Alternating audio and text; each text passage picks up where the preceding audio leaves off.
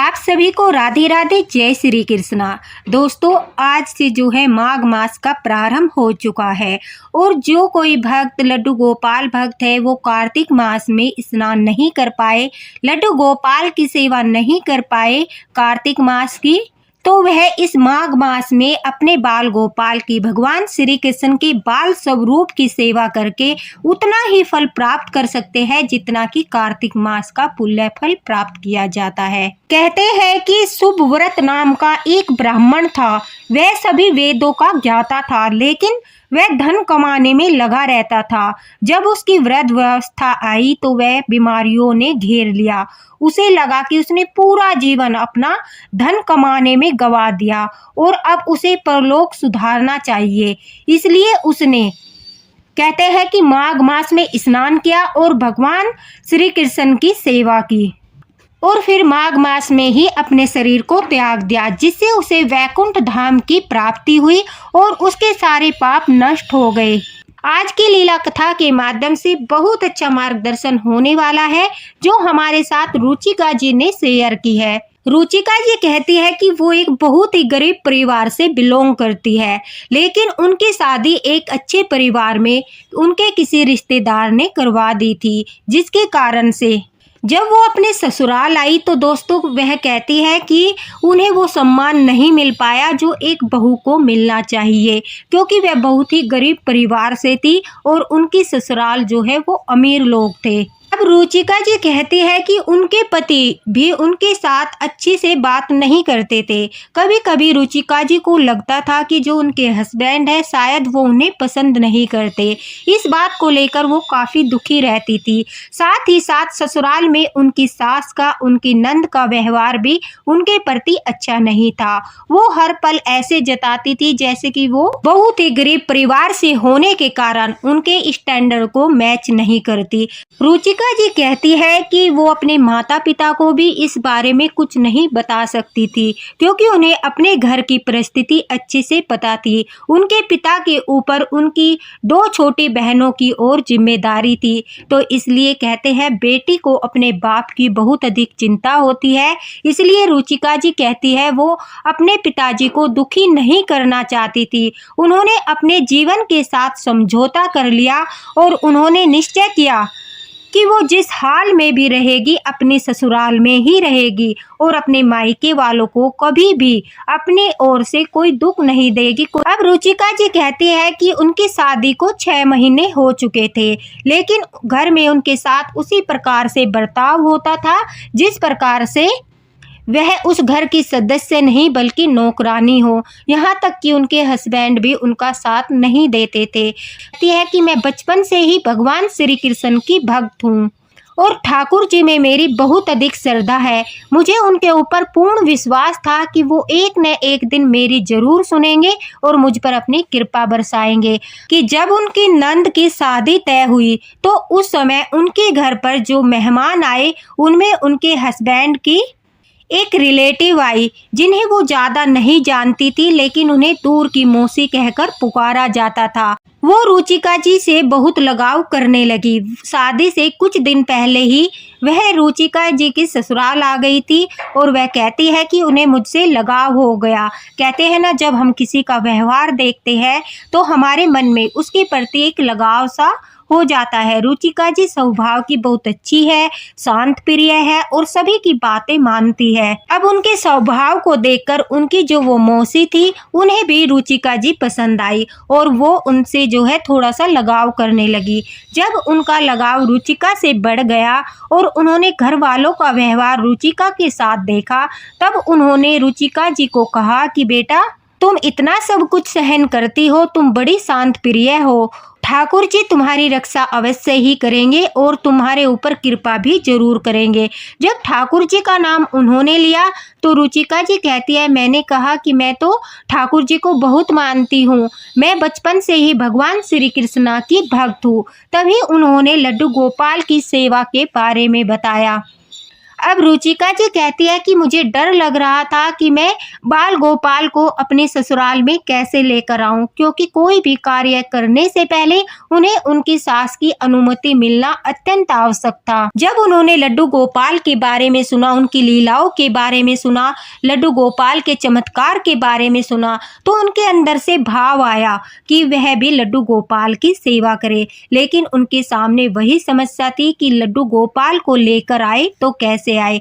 लेकिन कहते हैं जब हमारे मन में भाव आता है, इच्छा जागृत होती है बाल गोपाल की सेवा करने की, तो लड्डू गोपाल भी किसी न किसी माध्यम से हमारे पास पहुंच जाते हैं और हम पूरे प्रेम के साथ जब उनकी सेवा करते हैं तो वो प्रसन्न होकर हमारे ऊपर कृपा बरसाते हो। वही हुआ रुचिका जी के साथ। रुचिका जी कहती है कि मैं हर सोमवार के दिन शिवजी भगवान के मंदिर में जाकर उन शिवलिंग पर जल अर्पित करती हूँ, सोमवार के व्रत भी करती हूँ और भगवान शिव जी में भी श्रद्धा रखती हूँ। वह कहती है कि मैं एक दिन सोमवार के दिन मंदिर जा रही थी। मंदिर से लौटते समय मंदिर के बाहर जो है पेड़ के नीचे एक छोटे से लड्डू गोपाल जी का विग्रह मिला। यही कोई 5 नंबर के लड्डू गोपाल होंगे। उनके चेहरे से जो है उनकी एक आंख जो है निकल चुकी थी। उनके चेहरे पर, उनके जो विग्रह पर एक ही आंख थी, बाकी विग्रह बहुत सुंदर था, बड़ा ही चमकदार था। अब जैसे ही रुचिका जी ने लड्डू गोपाल को देखा तो उनके मन में भाव आया कि मैं बाल गोपाल को अपने साथ लेकर जाऊंगी और इनका श्रृंगार करूंगी और इनकी सेवा करूंगी। शायद ठाकुर जी की मर्जी है कि मैं उनकी सेवा करूं। रुचिका जी कहती है वो बाल गोपाल को अपने घर लेकर आ गई और घर आकर उन्होंने अपनी सासू माँ से कहा कि माँ जी देखिए, मुझे मंदिर के बाहर से लड्डू गोपाल मिले हैं, अगर आप मना न करें तो मैं इनकी सेवा करना चाहती हूँ। लड्डू गोपाल को देखते ही रुचिका जी कहती है कुछ देर तक तो उनकी सास ने कुछ नहीं कहा, लेकिन कुछ समय के पश्चात अचानक से उन्होंने कहा कि यह विग्रह खंडित हो चुका है और खंडित विग्रह की सेवा नहीं करनी चाहिए। अगर तुम लड्डू गोपाल की सेवा करना चाहती हो, पहले इनका श्रृंगार करवा लो ताकि इनकी जो आंख निकल चुकी है वो अच्छे से श्रृंगार वाला लगा दे। अब रुचिका जी कहती है उन्हें अपनी सास की बातों पर विश्वास नहीं हो रहा था, क्योंकि वह हर वक्त उन्हें ताने देती थी, उनकी किसी बात से सहमत नहीं होती थी। लेकिन आज अचानक से उन्होंने इतनी बड़ी आज्ञा रुचिका जी को दे दी। यह रुचिका जी के साथ लड्डू गोपाल का पहला चमत्कार था, लड्डू गोपाल का संकेत था कि वो अपनी सेवा रुचिका जी को देना चाहते थे। इसीलिए उन्होंने उनकी सास के मुख से ही उन्हें अनुमति दिला दी और कोई भी आपत्ति नहीं हुई। अब रुचिका जी कहती है कि उन्होंने लड्डू गोपाल का श्रृंगार कराया और उनकी सेवा करना शुरू कर दिया। लेकिन जब लड्डू गोपाल की सेवा करना उन्होंने शुरू किया तो उन्हें ज़्यादा जानकारी नहीं थी। तभी उन्हें मासी जी के बारे में याद आया, जो ठाकुर जी की बहुत सारी बातें उनके साथ करती थी। अब एक दिन रुचिका जी कहती है मैंने सासू माँ से मासी जी के बारे में पूछा और अपनी सासू माँ के फ़ोन से उनका नंबर निकाल लिया और उनसे बातें की, उन्हें सारी बातें बताई कि मुझे किस प्रकार से बाल गोपाल मिले हैं और किस प्रकार से सासू माँ ने अनुमति दी है और वो किस प्रकार से लड्डू गोपाल की सेवा कर रही है। तो यह एक माध्यम ही थी जो मासी जी उनके घर आई थी। ठाकुर जी की कृपा से ठाकुर जी ने उन्हें माध्यम बनाया, जिससे रुचिका जी के मन में भाव उत्पन्न हुआ। भाव उत्पन्न होते ही उन्हें ठाकुर जी का विग्रह मिला और फिर उन्होंने अनुमति दिलाई और रुचिका जी ने उनकी सेवा करना शुरू कर दिया। इसीलिए हमारे लड्डू गोपाल को, हमारे ठाकुर जी को लीलाधर कहते हैं कि वो कोई ना कोई लीला करके अपने भक्तों तक पहुंच जाते हैं। अब रुचिका जी कहती है कि जैसे जैसे मैंने लड्डू गोपाल की सेवा करना शुरू किया, शुरुआत में तो उन्हें थोड़ी सी परेशानी हुई, क्योंकि सुबह काफ़ी सारा काम होता था। इस वजह से वो बाल गोपाल की सेवा करने में थोड़ा सा लेट हो जाती थी। कभी उन्हें 8 बज जाते थे तो कभी 9 बज जाते थे। डर की वजह से वो पहले सारा घर का काम करती थी, उसके बाद लड्डू गोपाल की सेवा करती थी। लेकिन जैसे जैसे लड्डू गोपाल की सेवा करती गई, ठाकुर जी भी अपने भक्त का मार्गदर्शन करते गए। अब रुचिका जी कहती है कि लड्डू गोपाल की सेवा करते करते उन्हें पूरे 6-7 महीने हो चुके थे।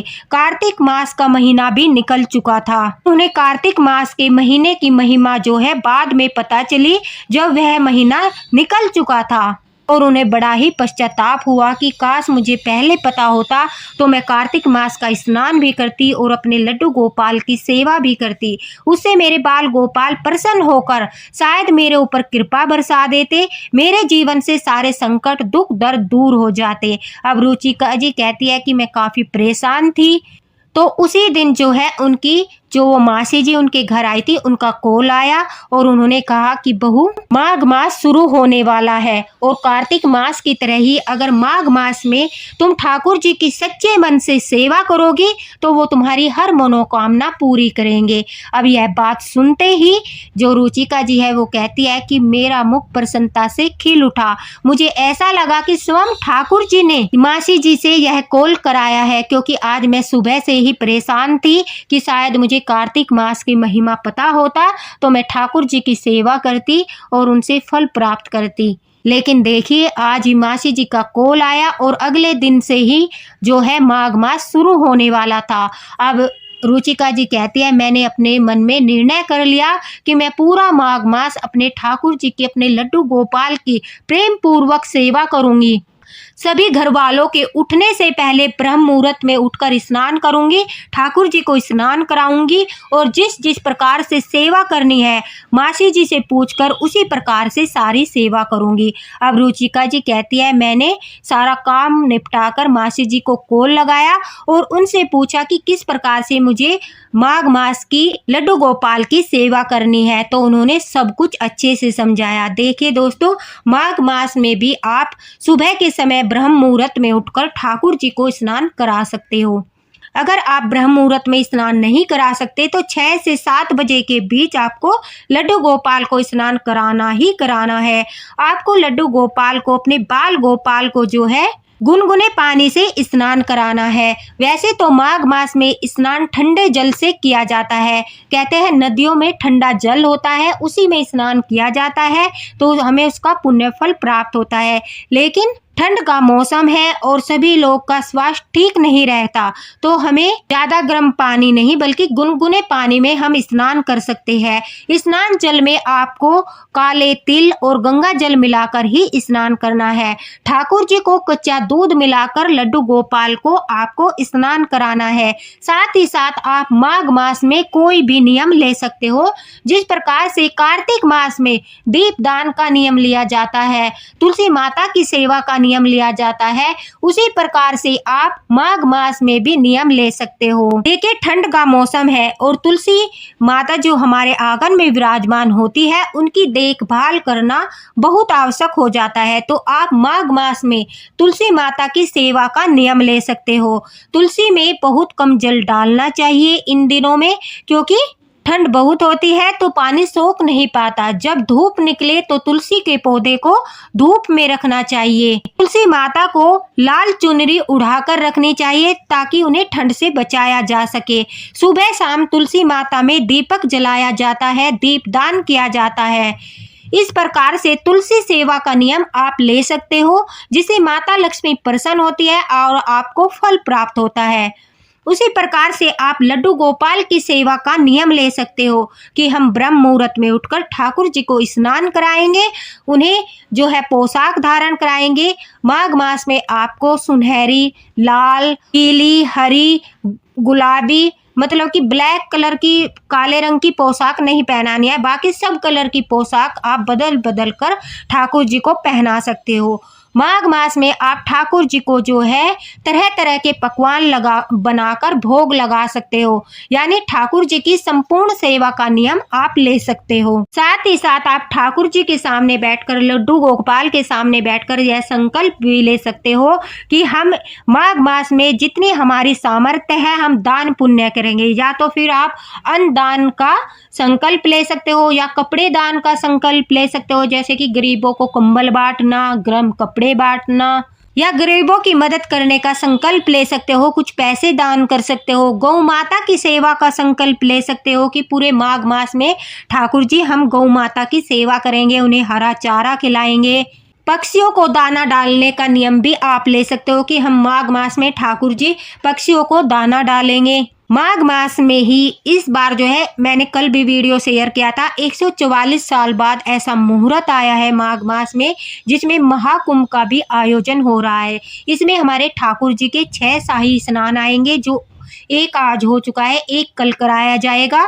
14 जनवरी को मकर संक्रांति को करवाया जाएगा और उसके बाद जब समय पर शाही स्नान का समय आएगा, मैं वीडियो शेयर अवश्य ही करूंगी। जैसे कि महाशिवरात्रि पर, बसंत पंचमी पर, तो आप शाही स्नान का नियम भी ठाकुर जी का ले सकते हो कि हम माघ मास में ठाकुर जी को शाही स्नान कराएंगे। अगर आप पूरे महीने, माघ मास में पूरे महीने ब्रह्म मुहूर्त में स्नान, कथा सुनने का और ठाकुर जी की सेवा का नियम लेते हो, तो आपको जो है पूरे महीने ब्रह्मचर्य का पालन भी करना होगा, क्योंकि यह आत्म शुद्धि का महीना होता है। तो इसमें ब्रह्मचर्य का पालन भी करना होता है, अपने ऊपर आत्म संयम भी रखना होता है। साथ ही साथ आप गीता पढ़ने का जो है नियम ले सकते हो कि हम रोज गीता का एक पाठ करेंगे ठाकुर जी के सामने बैठकर। आप सुबह से शाम तक का घी का दिया प्रज्वलित करने का ठाकुर जी के सामने, वह भी नियम ले सकते हो। माघ मास में तुलसी माता में दीपक प्रज्वलित करके माघ मास महीने की कथा सुनने का नियम भी आप ले सकते हो, उनके अध्याय सुनने का नियम भी आप ले सकते हो। यह आपके ऊपर निर्भर करता है कि आप क्या नियम लेना चाहते हो, उसका संपूर्ण फल प्राप्त होता है। कहते हैं माघ मास में जो भी नियम लेते हैं, अगर हम सच्चे मन से ठाकुर जी की सेवा करते हुए, लड्डू गोपाल की सेवा करते हुए उस नियम को निभाते हैं, तो हमें अश्वमेघ यज्ञ के समान फल प्राप्त होता है। अब जब इन सारी बातों का पता रुचिका जी को लगा, रुचिका जी कहती है, मैंने ठाकुर जी की सेवा का नियम लिया कि मैं ब्रह्म मुहूर्त में उठकर पूरे माघ मास ठाकुर जी की सेवा करूंगी, तुलसी माता में दीपक प्रज्वलित करूंगी, साथ ही साथ ठाकुर जी को तरह तरह के भोग बनाकर भी खिलाऊंगी। अब रुचिका जी ने जो है माघ मास के शुरुआत से ही नियम निभाना शुरू कर दिया। अब सभी घर वालों के उठने से पहले वह कहती है कि मैं 4 बजे उठकर अपने जल में तिल और गंगा जल मिलाकर स्नान किया। उसके पश्चात मैंने अपने बाल गोपाल, लड्डू गोपाल को उठाया धीरे से और उन्हें भी स्नान कराकर उनकी पूजा पाठ की, उन्हें भोग लगाया। फिर तुलसी माता में मैंने दिया प्रज्वलित किया। माता तुलसी की परिक्रमा का नियम भी आप ले सकते हो कि हम तुलसी माता की 5 परिक्रमा करेंगे, 7 परिक्रमा करेंगे, वो आपके ऊपर निर्भर है। रुचिका जी कहती है कि फिर सूर्य निकलने के बाद मैंने सूर्य देवता को जल अर्पित किया और तब तक सब घर वाले उठे, तब तक मैं अपने ठाकुर जी की सेवा कर चुकी थी। इससे घर वालों को भी कोई आपत्ति नहीं हुई। इसी तरह से रुचिका जी कहती है, मैंने माघ मास में अपने लड्डू गोपाल की सेवा की और ठाकुर जी की कृपा से मेरे सारे नियम पूर्ण हुए, किसी भी नियम में कोई भी बाधा उत्पन्न नहीं हुई। 3 दिन के लिए जब मासिक धर्म आया, उस समय भी मैंने अपने नियम को नहीं तोड़ा। मैंने जो है मानसिक रूप से ठाकुर जी की सेवा की, मानसिक रूप से ही तुलसी माता में दिया प्रज्वलित किया, लेकिन ब्रह्म मुहूर्त में उठकर स्नान करने का नियम तब भी नहीं तोड़ा। उसके पश्चात से ही मेरे जीवन में जो चमत्कार हुए, उसे सुनकर आप भी हैरान हो जाओगे। रुचिका जी कहती है कि जिस परिवार में मुझे कभी आदर सम्मान नहीं मिला, उस परिवार के सदस्य धीरे धीरे मुझसे प्रेम करने लगे। मेरे सास का बर्ताव मेरे प्रति जो है बहुत बदल गया। मुझे ऐसा प्रतीत हो रहा था जैसे कि ये सब ठाकुर जी की कृपा हो रही है। उन्हीं की कृपा के कारण मेरे सासू माँ की बुद्धि जो है वो बदल गई है। उनके मन में मेरे प्रति ममता का भाव उत्पन्न हो रहा है। इस प्रकार से ममता का भाव रुचिका जी के मन में लड्डू गोपाल के प्रति उजागर हो रहा था, उसी प्रकार से ममता का भाव उनकी सास के मन में भी उजागर हो रहा था।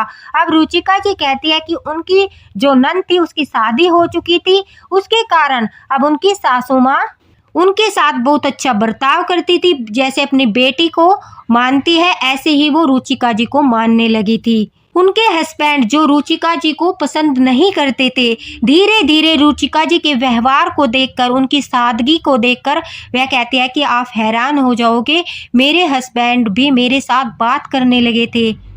उनके अंदर एक बदलाव दिखाई दे रहा था। धीरे धीरे मेरे जीवन में खुशियां आने लगी। मुझे यकीन भी नहीं था कि मेरा जीवन ठाकुर जी आने के बाद इस तरह से बदल देंगे। मुझे अपनी आंखों पर विश्वास नहीं हो रहा था। अपने कानों से जो मैं अपने बारे में सुनती थी उस पर विश्वास नहीं हो रहा था। मेरे सासू माँ मेरे बारे में अच्छी अच्छी बातें करती थी। मेरे हस्बैंड मेरे साथ जो बहुत ही गुस्से में या मुंह को बनाकर बातें करते थे, वो अब हंसकर मुझसे बातें करते थे। धीरे धीरे हमारे बीच सब कुछ अच्छा होने लगा।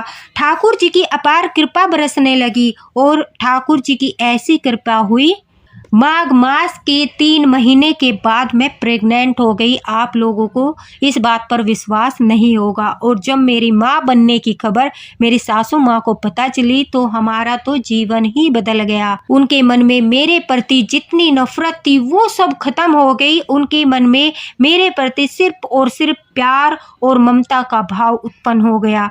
यह सब और सब मेरे लड्डू गोपाल की कृपा थी। मेरे हस्बैंड भी मुझसे बहुत प्यार करने लगे। जो मुझे लगता था कि वो मुझे पसंद नहीं करते, धीरे धीरे उनके मन में भी मेरे प्रति प्यार बढ़ने लगा। अब मेरा परिवार एक खुशहाल परिवार था। मैंने मासी जी को इन सब के बारे में बताया तो उन्होंने कहा कि बेटा, तेरी माघ मास की सेवा से ठाकुर जी इतने प्रसन्न हो गए कि उन्होंने तेरे जीवन से सारे संकट दूर कर दिए और तेरे जीवन में खुशियां ही खुशियां भर दी। और देख, ठाकुर जी का तेरे जीवन में आना, तुझसे सेवा लेना, मेरा तुम्हारे घर पर आना, ये सब लड्डू गोपाल की ही लीला थी। क्योंकि तुम कृष्ण भक्त हो तो कृष्ण जी तुम्हें अपनी सेवा का मौका देना चाहते थे, इसलिए वो बाल रूप में लड्डू गोपाल के रूप में तुम्हारे घर आए और फिर तुम्हारे बच्चे के रूप में भी वो जल्दी ही तुम्हारे घर आने वाले हैं। जब मासी जी की बात मैंने सुनी तो मुझे लगा कि सचमुच लड्डू गोपाल ने मेरा जीवन बदल दिया। जिस घर में मुझे मान सम्मान नहीं मिलता था, अब उस घर के लोग मेरी देखभाल करते हैं, मुझसे प्यार करते हैं। और यह सिर्फ और सिर्फ लड्डू गोपाल के कारण ही हुआ। मुझे खुश देखकर मेरे माता पिता भी बहुत खुश थे। रुचिका जी कहती है कि कुछ समय के पश्चात ही ठाकुर जी की कृपा से मुझे पुत्र की प्राप्ति हुई और मैं यही मानती हूँ कि लड्डू गोपाल ने स्वयं पुत्र बनकर मेरे घर में जन्म लिया है और यह लड्डू गोपाल की ही सब कृपा है। लड्डू गोपाल के कारण ही यह सब कुछ संभव हो पाया है। रुचिका जी कहती है कि मैं हर एक उस भक्त से कहना चाहती हूँ जो कार्तिक मास में लड्डू गोपाल की सेवा नहीं कर पाते, वो माघ मास में अगर कोई भी नियम लेकर सच्चे मन से ठाकुर जी की सेवा करते हैं, लड्डू गोपाल की सेवा करते हैं, तो लड्डू गोपाल उन पर प्रसन्न अवश्य ही होते हैं और अपनी कृपा भी बरसाते हैं। हमारे बाल गोपाल इतने दयालु है कि वो अपने भक्तों का समय समय पर मार्गदर्शन करते हैं, उन पर अपनी कृपा बरसाते हैं और अगर उनसे कोई भूल चूक हो जाती है वो उन्हें माफ करके उनका फिर दोबारा से मार्गदर्शन करते हैं। रुचिका जी कहती है कि जिस प्रकार से ठाकुर जी ने मेरा जीवन बदल दिया, मेरे अंधकार में जीवन में रोशनी ही रोशनी भर दी। आशा करती हूँ हर लड्डू गोपाल भक्त के जीवन में इसी तरह से रोशनी भर दे, खुशहाली भर दे, उनके सारे संकट दूर कर दे। दोस्तों, रुचिका जी के जीवन में जिस प्रकार से ठाकुर जी ने इतना प्रेम बरसाया, आप सभी के जीवन में इसी प्रकार से बरसाए। आप माघ मास में लड्डू गोपाल की सेवा अवश्य ही करना और कोई नियम जरूर ही लेना। माघ मास से जुड़ी सेवा की वीडियो मैं आपके साथ शेयर करती रहूंगी। अगर आपको कुछ भी पूछना है तो आप कमेंट बॉक्स में पूछ सकते हो। तब तक के लिए राधे राधे, हरे कृष्णा। वीडियो पसंद आया हो, लीला कथा पसंद आई हो तो लाइक अवश्य ही करना और ज़्यादा से ज़्यादा शेयर करना, ताकि माघ मास में हमारे प्रभु हमारे लड्डू गोपाल की सेवा सभी भक्त प्रेम पूर्वक कर सके। राधे राधे, हरे कृष्णा।